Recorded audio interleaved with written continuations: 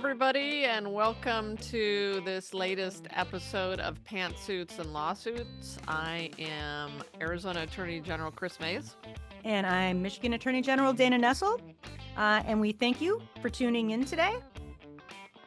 Appreciate you all joining us again. We have a really interesting topic today, and that is the First Amendment of the United States Constitution, which is definitely under assault right now in our country in a lot of different ways, and we're going to talk about it first amongst ourselves here, Dana, and then also with an amazing reporter here in Arizona who I have known for a long time, including since I was a reporter covering politics for the Phoenix Gazette and the Arizona Republic.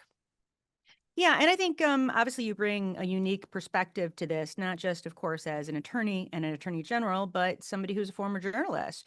And as I was reviewing like what topics we might be talking about today specifically, what occurred to me is, oh my God, there's just so much of it in the way that the First Amendment is being attacked in ways that I've not seen in my lifetime. I don't know, even historically, going all the way back to when the First Amendment was ratified, that we've ever seen any of this. I mean, there's just so much, and I'm just going to really quickly, and we can talk more about these things individually, but my God, just censorship on campus, students who are being, deported based on whatever their potential viewpoint is, censorship at universities in general, and withholding funds if you don't teach the right classes or hire the right professors, targeting law firms, and all that we've seen in regard to that. What the direct assault on news agencies like CBS and ABC and Jimmy Kimmel, and the list goes on and on. I mean, there's a tremendous amount of insanity, is what I will say, going on. And I mean, I wonder if you could talk about, like, this is so 1984 in every single way, shape, and form. I wonder, as a journalist, like, what is your perspective on all of this? I mean, it's incredibly Orwellian. And as a journalist, my take is that I mean, you're right. It never any one of those things that you just listed would have been a gigantic scandal and in any other administration, any one of those things. And you just listed like five or six, and one you didn't list, I'll add a seventh or an eighth, which is um the people who are being citizens who are being attacked by ICE and border patrol in the streets of Chicago and LA and Portland, who are just trying to exercise their free speech right to protest. They're being tackled, they're being maced or attacked with pepper balls. And, that's insane. I mean, that is just completely insane that's going on. So and reporters, we've seen at least one, if not more, reporters tackled to the ground, detained for absolutely no reason. These are the kinds of things that happen in other authoritarian countries. I shouldn't say other, because ours basically is one at this point. I mean, that is authoritarian. That is a dictatorship that is violating the First Amendment of our Constitution. Yeah, I mean, it's beyond, I mean, obviously, as I said, it's beyond anything that we've ever seen before.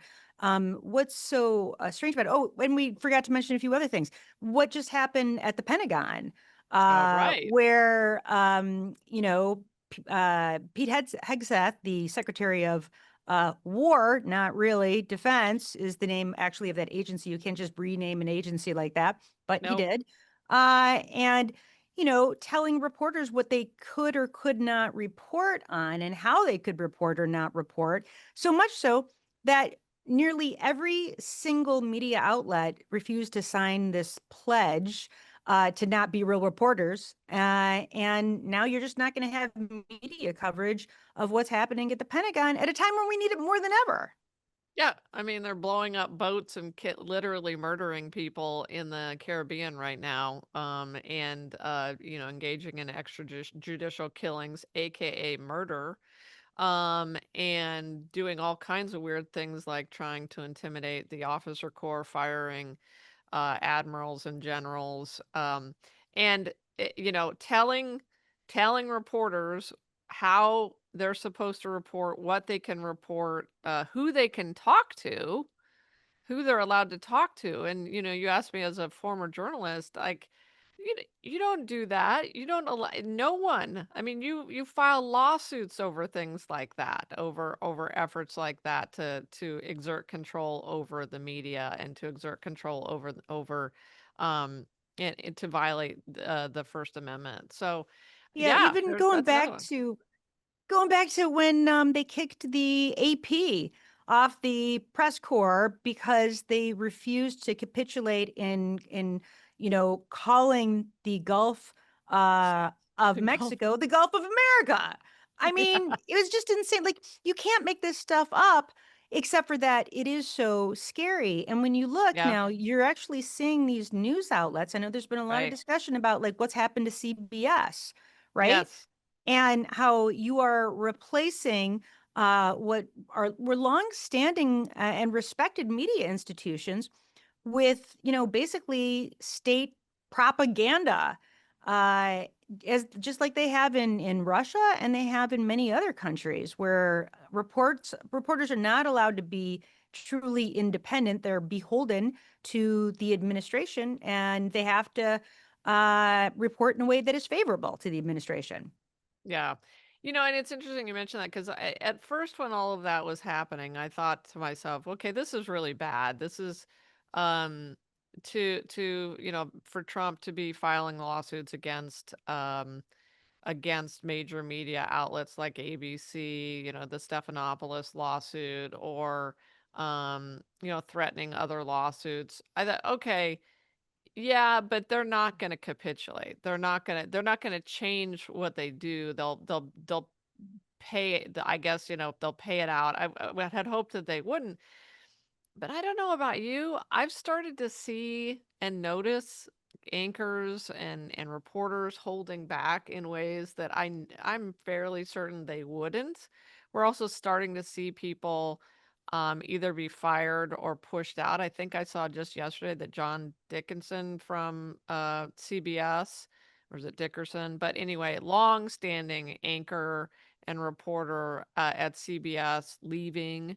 I don't know if that's voluntary or not, but these are the kinds of things that are actually happening. And to your point, that's like, very, very, Russian in tone and nature. And I don't know. I don't know where this ends, but it is very, very bad for our country and for our democracy.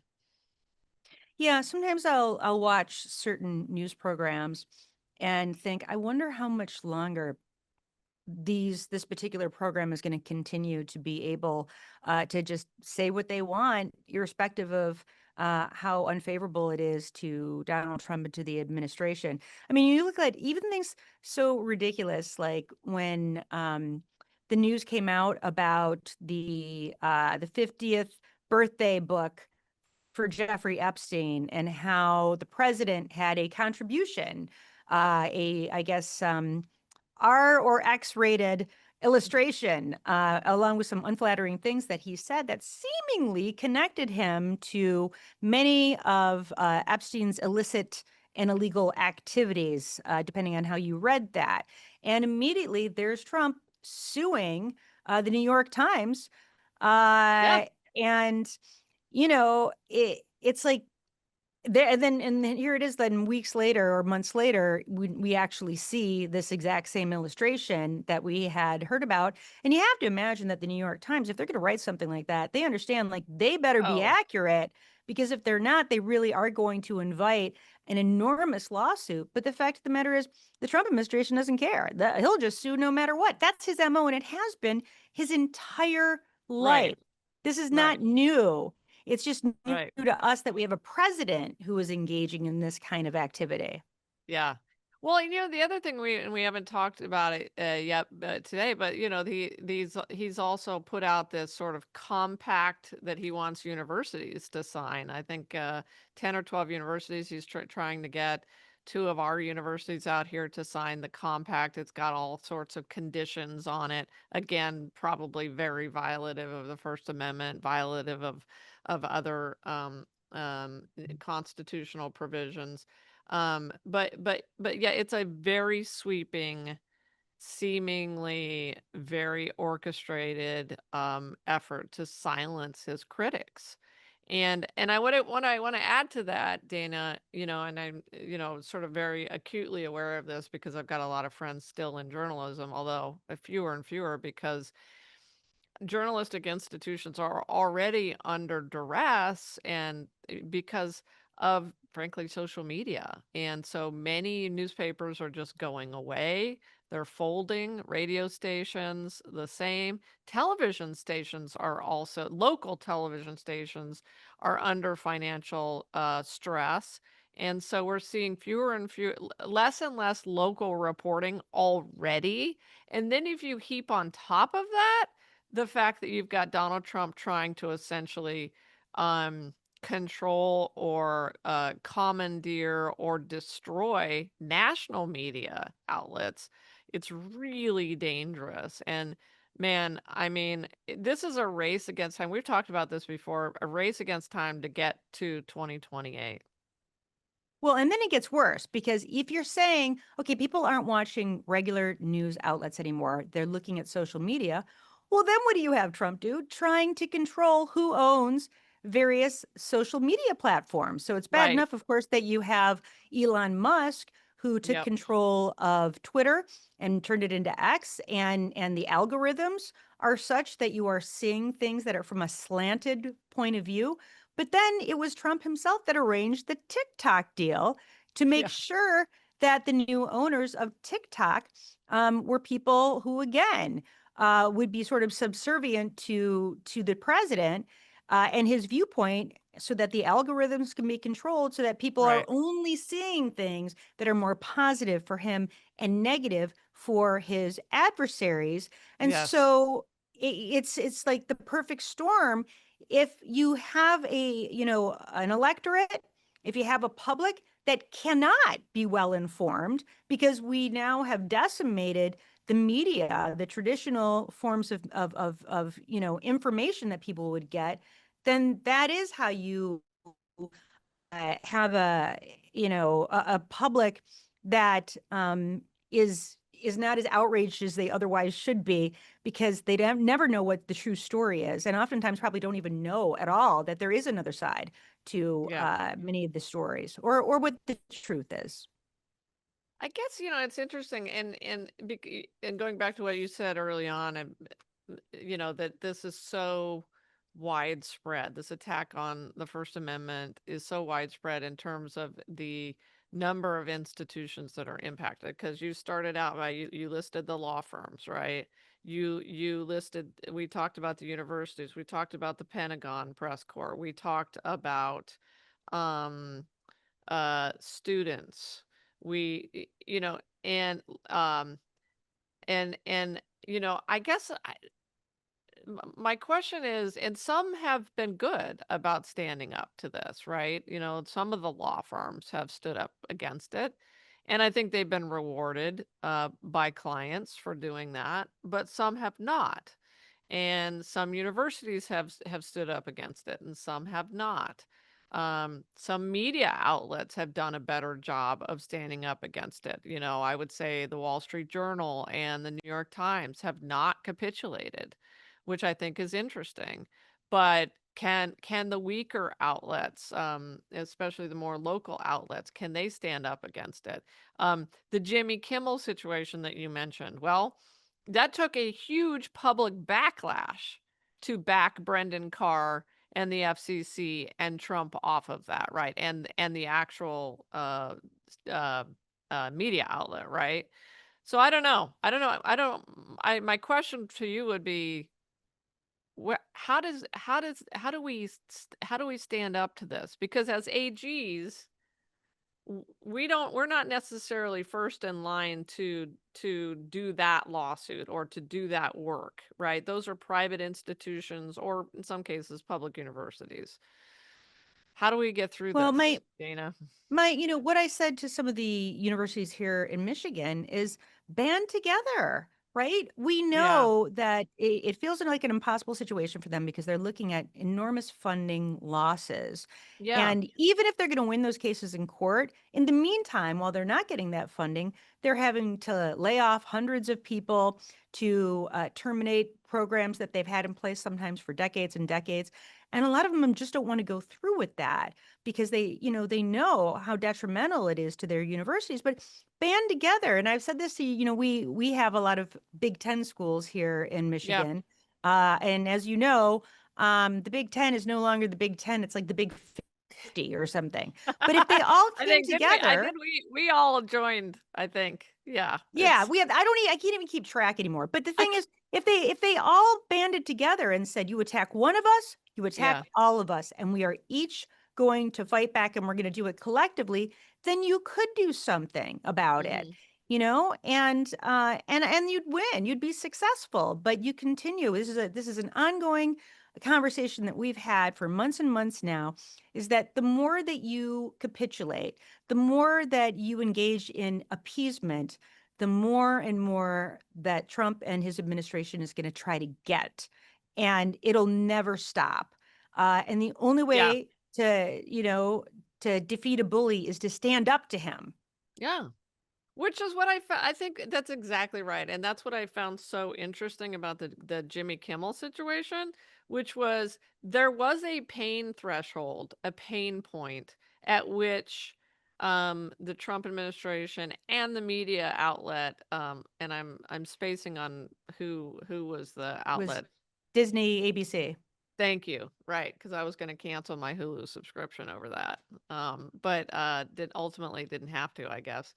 So, they were getting so many cancellations, I think Hulu was just hemorrhaging, subscribers over that, and there was so much public outrage, but, you know, I mean, there's not gonna be public outrage rage over everything, and I noticed, on your socials that you were up in the UP, is that what it's called? The UP talking to the It is Michigan University up there, Northern Michigan University. Yeah. Northern Michigan, which hosts the PBS station that That's does the right. And emergency they are warnings. having all kinds of issues because of the defunding of PBS. It's really impacting them and a lot of other places as well, where that's the only place to get, your news. That's the only place you find out if there's going to be some really significant weather incident and you need to know about it. You get it from your local PBS station. And now there are folks that are just not going to receive that information at all, even when it's an emergency set of circumstances. And that I mean, I think that's something that a lot of folks don't know, and we probably need to do a better job. And good on you for going up and talking about that because I assume that's what you were trying to do. We are so excited for the chance to talk to a good friend of mine and somebody that I have frankly idolized for many, many years, going back to when I was a reporter. Her name is Mary Jo Pitzl. She is now retired from the Arizona Republic, where she was a reporter and has been a reporter, journalist in Arizona for more than 40 years. Her incredible reporting has spanned issues relating to education, the environment, child safety concerns, um, and the ever daily developments at the Arizona State Capitol. And she's here to talk to us, help us through all of these gnarly issues related right now to the First Amendment and the violations of the Amendment that are happening and changes in the media ecosphere. Mary Jo, welcome to our podcast. It's so great to have you on the podcast. But before we get started talking strictly about First Amendment issues, I know that you've known A.G. Mays for quite a long time, including back in her reporter years. What embarrassing stories do you have for our listeners about A.G. Mays? Oh, geez. Oh, there's that investigative reporters and editors conference in Miami. years ago. Oh, no, I've forgotten this one. What was this? And please enlighten us. The public needs to know about this.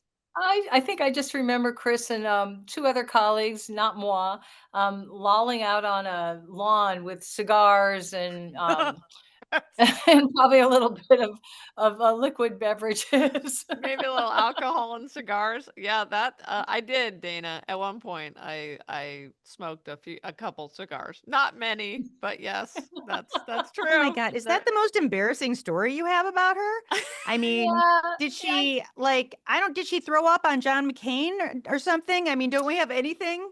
All right, we're embarrassing stories aside. We let's jump into a conversation because we want to get your take, MJ, on just the state of media today, what's going on. I was telling Dana just a second ago about, everything that Trump is doing to throttle the media and to violate the First Amendment. It comes on top of changes that are going on inside the media world, changes to newspapers dying, even television stations coming under duress. So, can you talk a little bit about that, and your experience with that? yeah, I mean, it's a really interesting convergence, and, I mean, the media was changing long before Trump came along, but, his influence has accelerated, especially, I think, very widespread distrust of media, especially mainstream media. It's become very common to just dismiss, like, publications for which I used to work, as, the fake press, that it's not the fake Right, media, it's not real. right. So that's been a real problem, and it's been accelerated, I think, by the current administration. Is that why the various different media outlets are so willing to capitulate when they get sued by the administration? It's been shocking to me to see them paying out Donald Trump for things they did that, again, don't constitute any actual cause of action. And yet they are settling these cases as though they, are legally responsible for having somehow breached Donald Trump's rights. I mean, it's insane to me. Yeah, it's been very disturbing to see the restrictions, and I know, like, later on you might wanna talk about prior restraint, but really the biggest danger there is not prior restraint from the government, it's media restraining itself because it fears things like, like, big lawsuits that they can't or don't want to defend against. Yeah, I mean, I was telling Dana about that and the just how shocking it is to me, and thinking back just 20-25 years ago when I was a reporter, the idea that the Arizona Republic or any major news outlet would capitulate in this way, it just would have been unthinkable, like unthinkable, and they would have fought, and there have been some outlets like the, Wall Street Journal, New York Times that have not capitulated. Yes. And then we were talking about this, and I would love to get your take on it about it just seems to me in watching, uh, the news outlets that we're already seeing reporters and anchors hold back and, you know, or maybe even say things that they wouldn't otherwise say, and stories that would have been written aren't or done aren't being done. What do you think? Am I stretching there, or are you seeing that too? Oh, no, I don't think you're stretching it, and I think you see that more on the national, platform, the cables and certainly the editorial policies of certain, nationwide newspapers. I mean, the Washington Post being, the most recent example, and, with their editorial board stance on things has been a market change from what that publication used to stand for. And it's, also this is coming at a time, as I said, it's a convergence, and mainstream media, a lot of media outlets are losing subscribers. They don't have as much money. Lawsuits are really expensive to defend against. I know that where I used until just recently used to work, they weigh very carefully when to step in with litigation because of the cost. Oh, that's really interesting. Yeah, right. And so 25 years ago, there was just more money to, they were, they were doing better Yeah. financially and just more money to fight. So, yeah. Yeah, it really makes you have to choose very carefully when you're going to go to battle in the courts, and it's that money matters. And Can I ask? the government can sue and sue and sue. So Sure. I'm wondering too, we were also discussing the way in which protesters are being treated, and not just protesters, but the journalists who are covering the protests and how they're being attacked as well. And it used to be, I assume, when you had that press badge on you, it somewhat insulated you from being attacked by a particular, police agency or whomever was at the center of it. And now it seems to me as the administration thinks absolutely nothing of pepperballing somebody who's clearly marked as a member of the press. yeah, well, it's it's almost like a target. I mean, I don't know if it helps to wear a press badge anymore, but you got to do your job. So, I mean, I haven't been in a situation where because Phoenix so far has been spared an invasion of ICE agents. I mean, there are ICE agents, but not to the level, and not National Guard as we're seeing in other cities. But the what I've seen is that, yeah, it's fair game to go after media because they see them as no different than the people in the streets who are protesting. But you got to be out there to do your job. You can't do it from the office. You got to be out there on the ground and suffer the consequences. One of the We things get that now, yeah, sorry. we get training now on like how to handle these kind of crowd situations. Go out with a buddy. Always have a partner. Bring milk if you need to rinse your eyes. If Wow. for Wow. tear gas, it's helpful hints. The other thing that I found to be terrifying, and this started, really as soon as Trump became a candidate for president the first time around, where he would turn the crowds at his events against the press very specifically. And he would point them out and say, there's this outlet, there's this other outlet, there's this other outlet. They're bad guys, they're terrible at their jobs, they're, not going to report correctly. And you'd have, sometimes a whole stadium full of people who then turn their ire to a particular news outlet that's just there harmlessly covering the event. And I just thought, boy, I wouldn't want to be trapped in some sort of arena with, thousands of angry Trump supporters who now know exactly who you are, where you're standing, what you look like, and really placing their lives in jeopardy. What the Trump campaigns did is that they would sort of pen reporters in. I mean, there's always been a press place in big gatherings, but there would be like a fence and a fenced in area where the journalists had to stand. And that happened not only at Trump things, but I remember being at a Mike Pence rally, and it was the same drill. You had to be in there. The crowd turns around, they boo you, and you just uh, um, I mean, it's irritating. I guess I've never found it necessarily terrifying because I think they forget the faces pretty quickly, unless it's a TV reporter.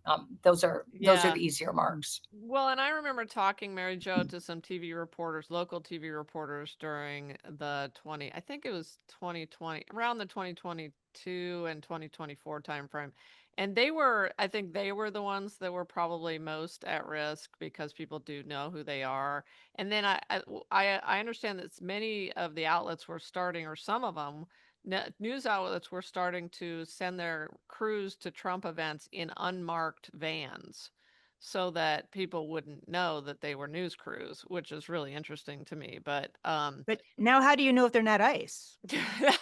well, there's that. Yeah, there is that. But what effect Dana and I were talking about the situation at the Pentagon and this insane policy that they promulgated, and then that now I think almost iconic picture of all the reporters filing out of the Pentagon, refusing to sign that agreement.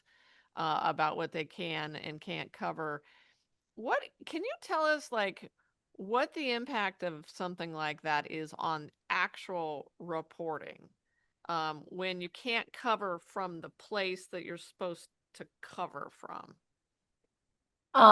It makes you work harder. It doesn't stop you from working. But obviously, if you're situated in the Pentagon, um, you're going to bump into people, coming and going. I don't know. I don't know the Pentagon setup if you have a shared cafeteria, but even those very casual interactions, there's no opportunity there to make a connection. It puts more distance between reporter and potential sources. And believe me, there everywhere you go, there's people that want to talk to reporters. They do want to they want to get the word out about what's happening. So it really underscores the importance, I think, of leaving a reporter on an assignment for quite a long period of time so they can develop sources and have people to turn to. You can't do these kind of things, on a 1 month stint. You've got to be able to sort of be there. If you're outside of the building, as most of these journalists are now, then you work your sources. You find other ways to get information. But to me, the real impediment is that you don't get that initial introduction visually and seeing somebody every day, where they might want to, pick up the phone or drop you a text with a tip. I have a question for you about the press secretary, Caroline Levitt.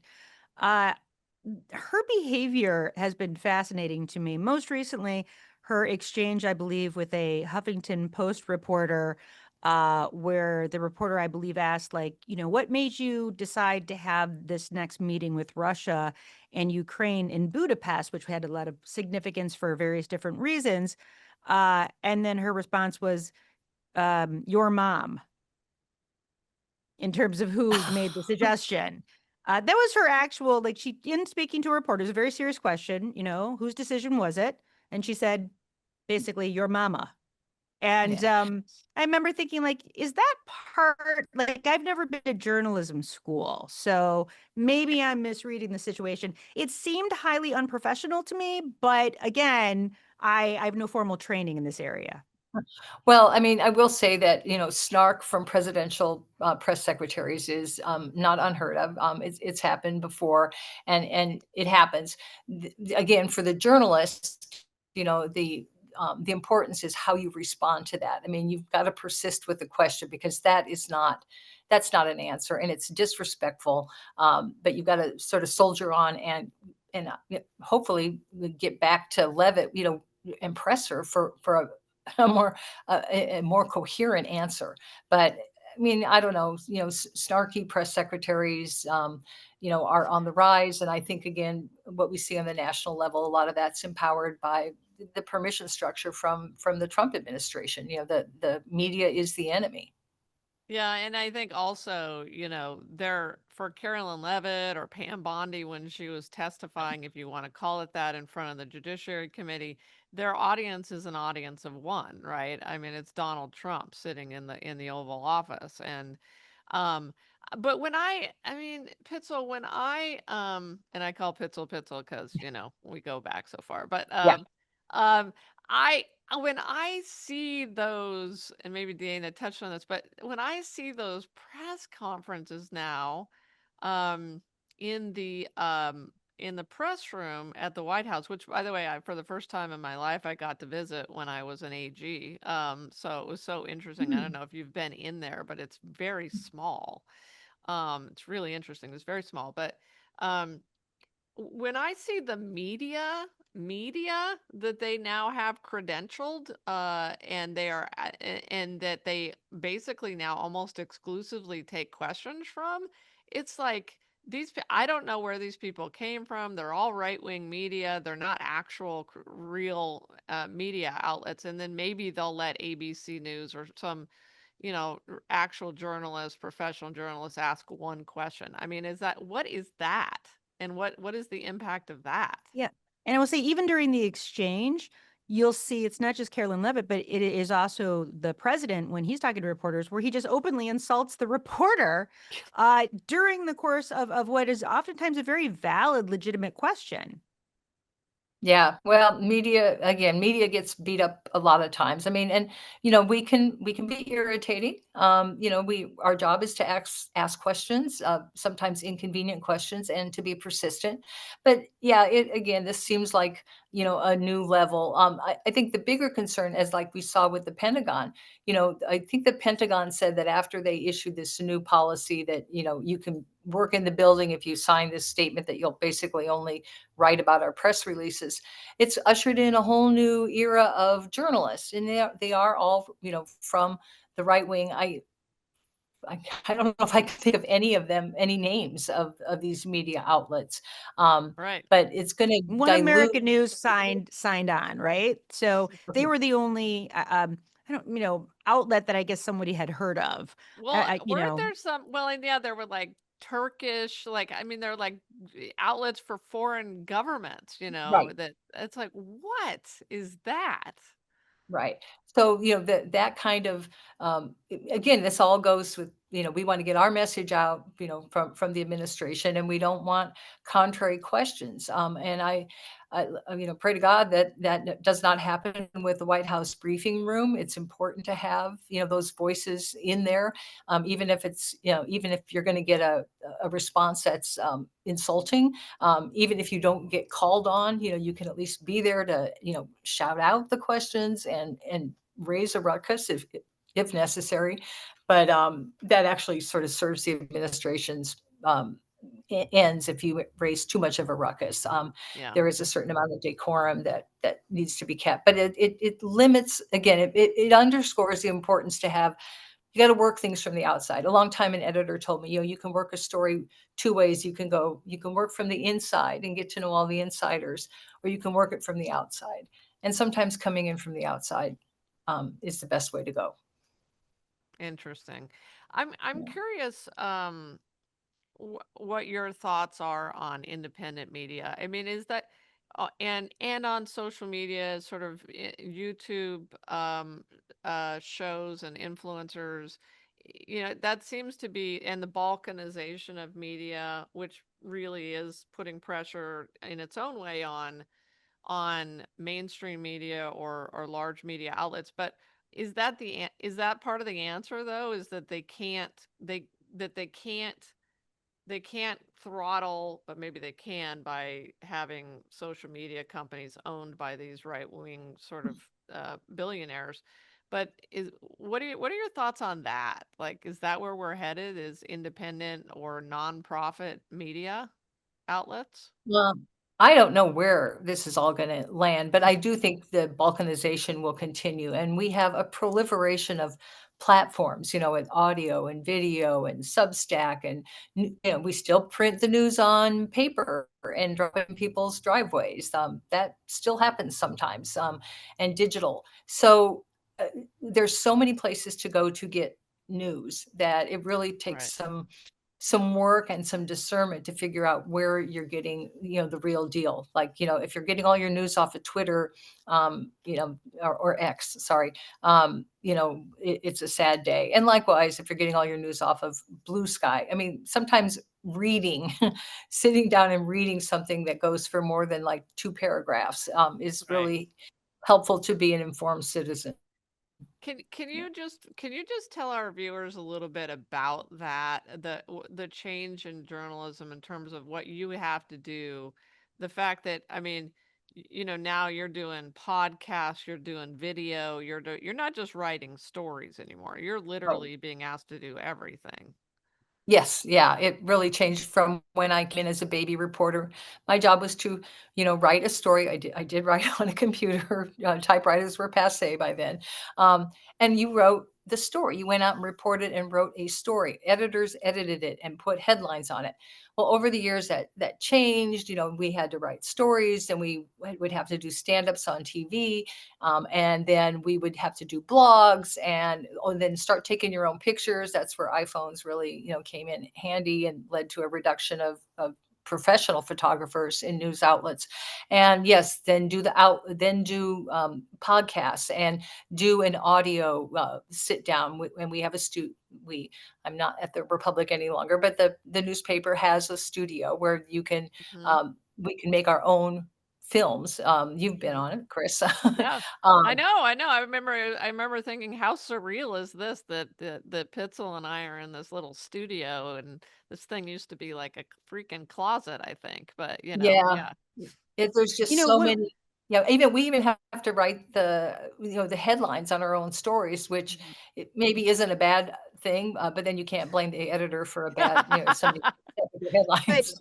Mary Jo, one of the things that kind of has interested me, though, as we've seen this shift, is that, even for well-respected journalists, it seems as though the story has to be written in a way that has clickbait attached to it. Like it has to have something kind of spicy or juicy that gets a person to click on it and read the article in the first place, which I think does a real disservice, actually, to the work of that journalist, because oftentimes it's sort of a misrepresentation of what you're going to end up reading about later, which might be more dry or boring, but it is factually accurate. And then a lot of times people only read that headline, and then that's what they come away with. They don't actually read the story. Yeah, this is called search engine optimization, or SEO, as I'm sure everybody's heard about, and it really does hinge on the headlines. I You want to have the sexiest headline, which often, if not sexy, a headline that asks a question. So you leave something sort of hanging so that people want to click to find out, well, what's the answer? You don't. The old school journalism used to be that you would write the most important facts at the top of your story, Yeah. the inverted pyramid. And Inverted now it's pyramid. it's really almost Hmm. inverted the other direction. You want to put the tantalizer at Uh, the top and then draw people in, so so that they will engage with the story. But yeah, there's all kinds of metrics, and Google drives a lot of how stories are structured. But the huh. headlines are the real are the ones that really get a lot of the focus and the emphasis. And sometimes they don't even really match the story well. I think I'd be really good at this. Like what I would do is this. I'd be like, did Attorney General Chris Mays work as a stripper? Question mark. And then in the story be like, no, but she did just file this lawsuit regarding, food assistance. And then like Yeah, I the can boring assure stuff you about the the answer lawsuit. to that is Yeah. no, Dana. So Yeah. it would be technically it would be an accurate story because and I would be answering that questions, but would people click on that? Yeah, I'd click on that, sure. well, heck, you could use that as a headline on your own press releases, Chris. That's true, I guess, if Maybe that's what it maybe more takes to people. get people to read about, our SNAP benefit Right. lawsuit. But anyway, That's the yeah. thing, you don't wanna get to that level, and because believe it or not, there's a segment of readers that are really turned off by, all these plays, to get your to make you curious and make you click. Sometimes I try to avoid the clickbait when I'm reading, even though I'm curious. I sort of want to know, but I'm like, maybe I should just not. I don't want to feed the beast by doing that. It really distorts people's perceptions of what's going on. Well, I mean, I know that I don't know what you're doing next, Mary Jo. I don't think you've revealed that to the world yet, but I'm sure you'll end up somewhere where you're hopefully where you're not going to have to do as much clickbait, but just the great journalism you do. Before we let you go, though, I would just be curious. Dana and I were talking in the lead up to this segment about some of the other examples of first violations of the First Amendment that are happening under this administration, including, the threats to our universities, the threats to, the deportations of students based on how they're protesting or what their views are, the threats to law firms if they don't capitulate and they don't based on the cases they've taken in the past, all kinds of what are you most worried about outside of the just a direct impact to media? What worries you the most in terms of all that? That this won't be stopped. I mean, where's the push? I mean, there is pushback, but where does this end? Does this end, or does this evolve into people just buttoning up and not saying things, censoring themselves or muting themselves, which is very, very, very concerning, because the ability to speak is enshrined in the first, to speak your mind. Its speech is protected by the Constitution. And, you know, I'm worried, but, you look at things like the protests that Right. happen and some of the pushback, Jimmy Kimmel got back on the air, apparently not Stephen Colbert. I guess he's still got to leave.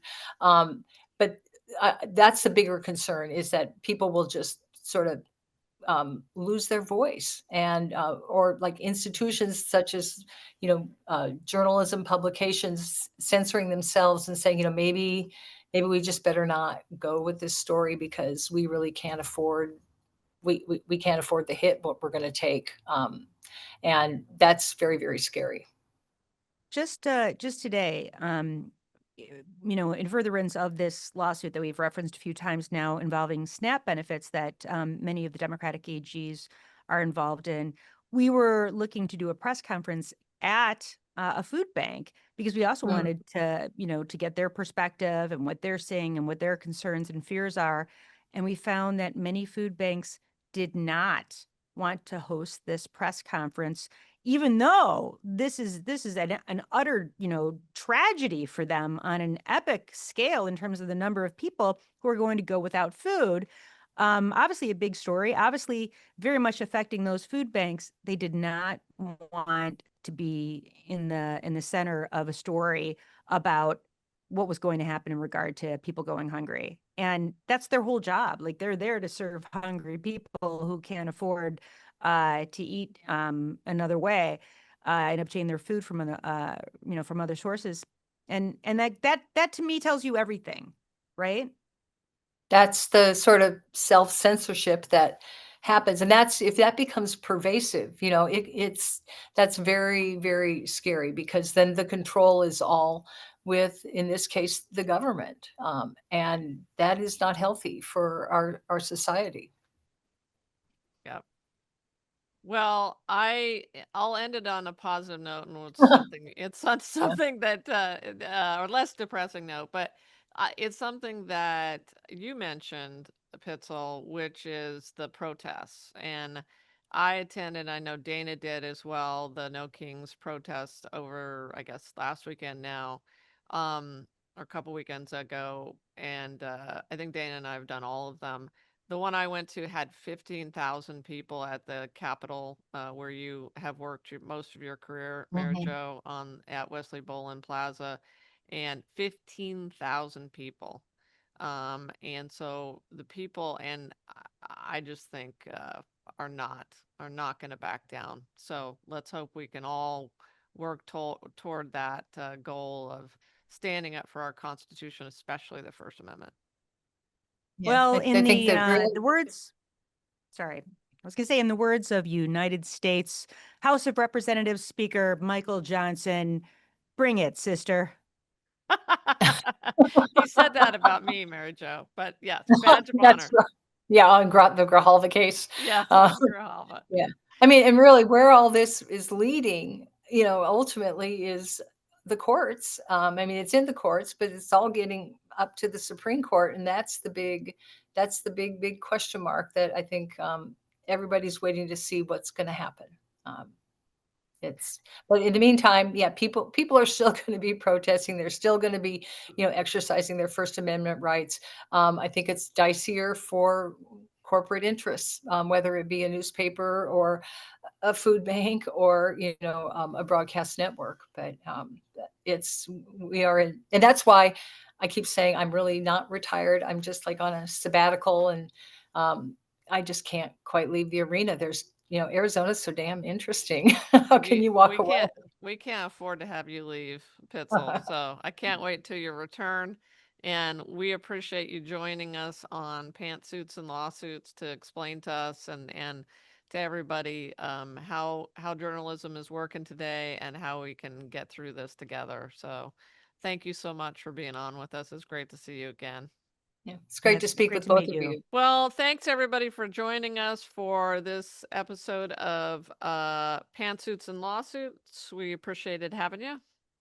And until next time, follow us on all your social media platforms for daily updates about the exciting work of our departments. And continue to speak out about the injustices that you're witnessing out there. We need you. We need everyone to continue exercising your First Amendment rights in America. And be rest assured that your attorneys general, or at least the Democratic ones, are fighting as hard as we can to protect our way of life, hopefully for generations to come. See y'all next time.